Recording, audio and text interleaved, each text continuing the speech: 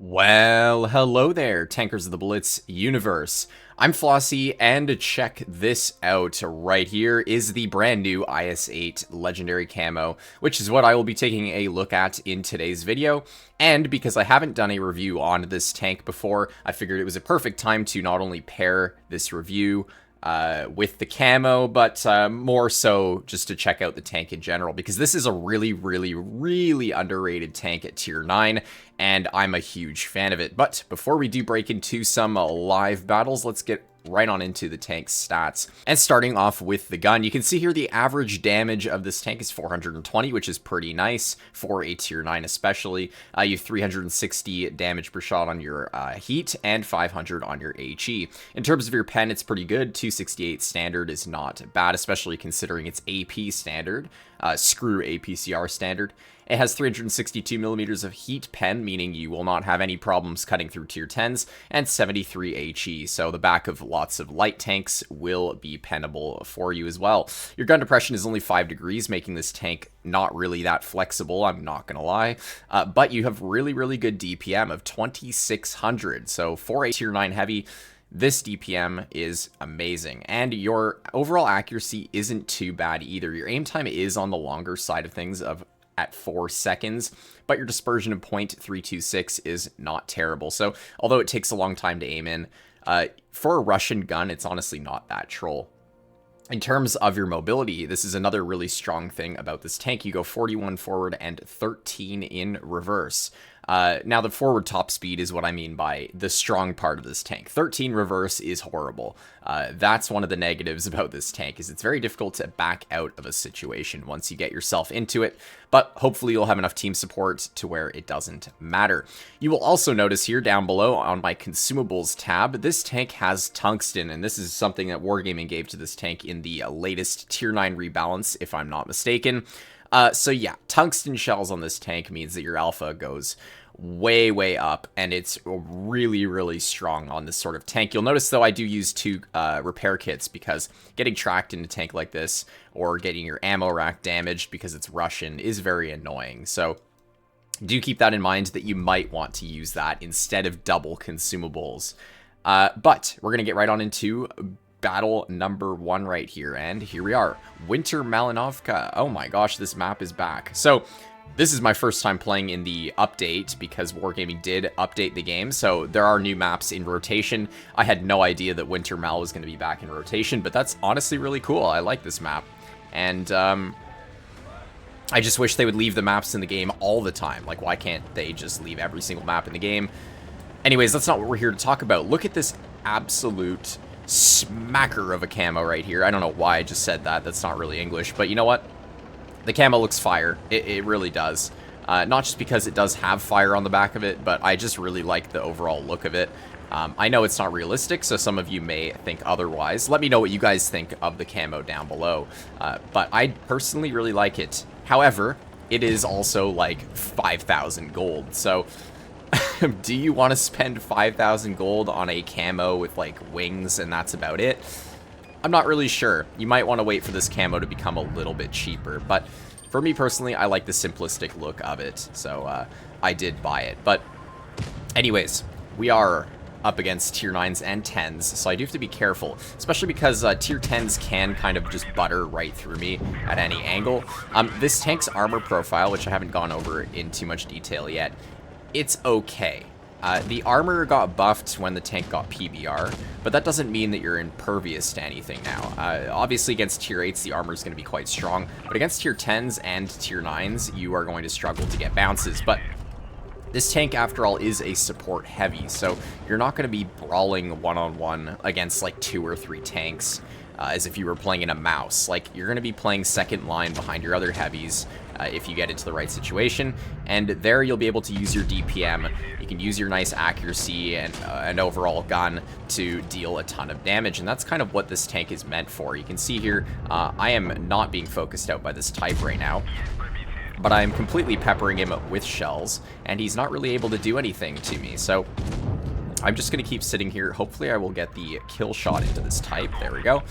So our teammate doesn't have to deal with his face hug. So Now that that guy's dead, there's really only a couple tanks left that I need to worry about. Obviously, that Yag is going to be quite annoying, but a tank like this Badger, you can see even with my standard shells, I'm able to go right through his lower plate. The pen on this tank is really, really nice, like I was saying earlier, and it really allows you to deal with those tier 10s especially, which is really, really good because you will see, obviously, tier 10s quite often. So yeah, overall, I think the pen really, really does enhance this tank's ability to fight those tier 10 tanks. But you can see here, the reverse speed on this thing is not ideal at all. You can see here, I'm getting absolutely nuked by this Badger because I can't reverse out of this situation fast enough. And honestly, this could be a loss. Oh, never mind. I was like, if that Yo survives and, like, kills our teammate, that could have been a loss. But luckily for us, when this Badger shoots, I am going to try to get a shell with tungsten into his lower plate there, using my premium shells because I don't want to bounce. And there we go. That brought us over 3,000 damage. So, I mean, you can see here,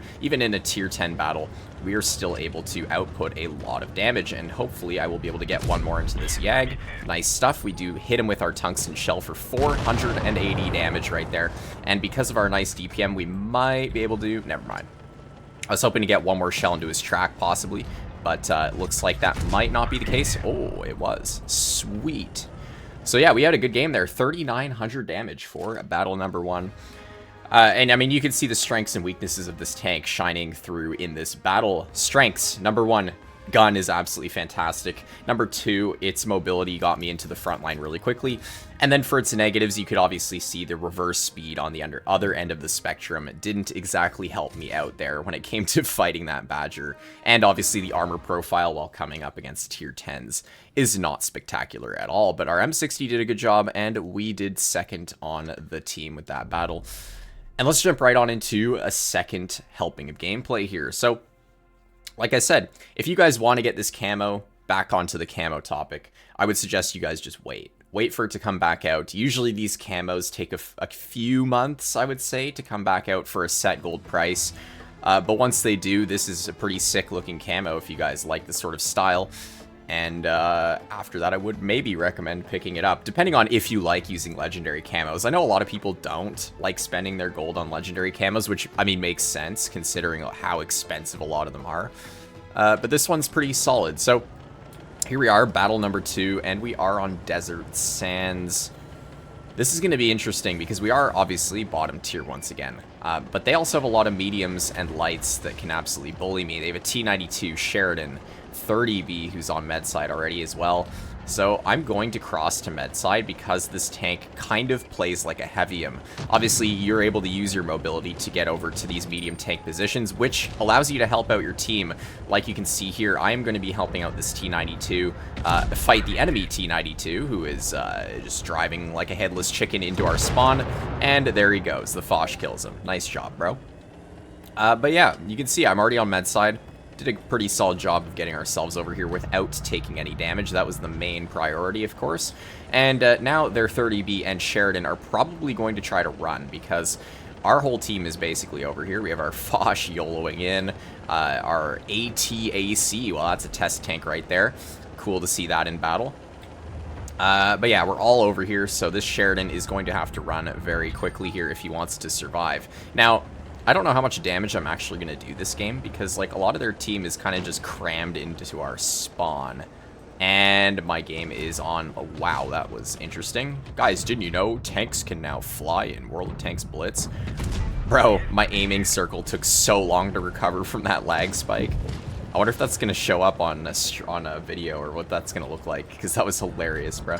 But anyways, we're getting some tracking shells into this T30. We're not doing too bad here. That Sheridan... Bruh, actually killed our freaking Foch. That's so funny. I can't believe that Sheridan got away with that. That's average Sheridan gameplay for you, though. And here, I have the T-30's turret. That's a bit sad that I couldn't see the, like, cheek of his turret. But you can see here, like, look at how much pen this tank has. I'm able to go right through the cheeks of the T-30. Obviously, if I can see them, which that last shell I wasn't able to. But yeah. I'm able to pen the T-30 pretty reliably. Now, the problem here in this battle is we're probably going to lose simply because they have a full health Type 71, who I am going to take a blind shot towards. And it looks like that might have actually penned, but there's just too many tanks with lots of HP this battle. And honestly, this T-30 is probably going to pen me too. Nice. At least our teammate picked him up. So it is a 3v3. At least I was able to save most of my HP for the end of this battle here. But there goes it all now. The waffle gets a nice shell into me. Oh boy. This is probably going to be cooked here. Especially considering I can't really reverse out of this situation. And because I'm on NA, this waffle might just YOLO over the hill again. I'm going to load my HE this time, though. Hopefully I can take him out with an HE. I'm assuming he's not running Spall, because, like, that was a horrible play. Oh, boy. Well, say goodbye to me. Oh, boy. I was really hoping that type was going to bounce, but, oh, well. I tried my best there. Unfortunately, our team just couldn't deal with Medside, even though we had cleared a T92E1 for basically free early on. And here we are, the defeat screen. Oh, dear. Anyways. We still did okay this game, and considering both of these games were tier 10 battles, so we were bottom tier the whole time, we did 3,400 damage this game as well. So, I mean, you can see where the gun can really pump out that damage. It's a fantastic tank, and unfortunately this had to be a loss, and unfortunately I didn't get a tier 8 battle for the second game, but even against tier 10s, this tank is still super fun. Its pen makes it able to handle the tier 10 games quite well. And even though its armor doesn't exactly hold up the best, I think the mobility and, like I said again, the gun, it's the main factor that really redeems this tank. And overall, just a fantastic vehicle, and the legendary camo. Like I said earlier, I think it's great. I love the look of it. And yeah, that's about it. But for any of you out there who are not yet subscribed to my channel, I highly recommend you do so, as it's a fantastic way to support content like this and stay up to date when I post videos sometimes. Yes, sometimes, guys. My work schedule is going to make it so I can't post videos every day anymore, but I will do my best. But anyways, for the rest of you, I will see you all in the next one. Bye-bye.